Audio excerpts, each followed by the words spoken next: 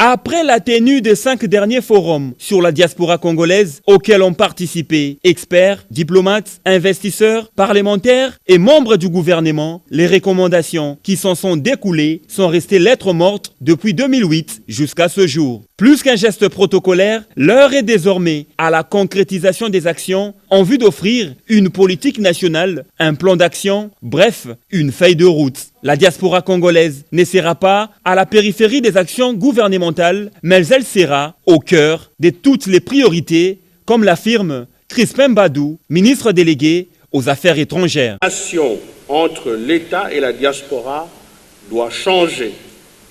Et elle va changer. Elle doit être plus fluide, plus directe et plus productive. C'est le sens de ma mission, héros américaine en prélude de cet atelier. C'est le sens de ce que nous faisons aujourd'hui. C'est le sens de ce que votre gouvernement entend mener comme action à travers la feuille de route qui sortira de ces travaux. Je déclare ouverts les travaux de l'atelier d'évaluation de la mise en œuvre des recommandations ici du Forum de la diaspora congolaise.